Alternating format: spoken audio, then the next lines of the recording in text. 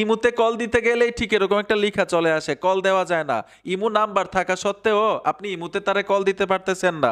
ঠিক এরকম আপনাকেও কিন্তু অনেকে ইমুতে কল দিতে পারতেছে না, এরকম একটা লেখা চলে আসে। এটার সমাধান কি আসেন শিখে আসি। আমি স্ক্রিনে চলে আসলাম। ইমো নাম্বারটা থাকা সত্ত্বেও আপনি ওনাকে ইমুতে কল দিতে পারতেছেন না, ঠিক এরকম একটা লেখা চলে আসে। এটার সমাধান কি?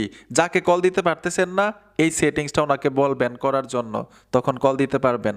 আর আপনাকেও কিন্তু অনেকে কল দিচ্ছে, আপনার ইমো নাম্বারটা আছে, আপনাকেও পাচ্ছে না ইমুতে, এরকম একটা লেখা তাদের কাছেও চলে আসে। আপনিও এই সেটিংসটা করে রাখেন।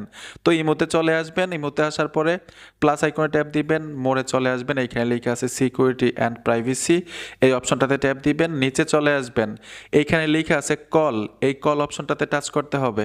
এখানে এভরিওয়ান করে দিবেন। এভরিওয়ান মানে হচ্ছে আপনার ইমো নাম্বারটা যার কাছে থাকবে সেই আপনাকে ইমোতে কল দিতে পারবে। আপনিও ইমো নাম্বার যার পাবেন তাকে কল দিতে পারবেন, ওনায় যদি এই সেটিংসটা এভরিওয়ান করে রাখে। ঠিক আছে, এর জন্য অবশ্যই এভরিওয়ান করে রাখবেন। বন্ধুরা, ভিডিওটা দেখে যদি উপকার হয়ে থাকে অবশ্যই সাথে থাকবেন। দেখা হবে নতুন ভিডিওতে। আল্লাহ হাফেজ।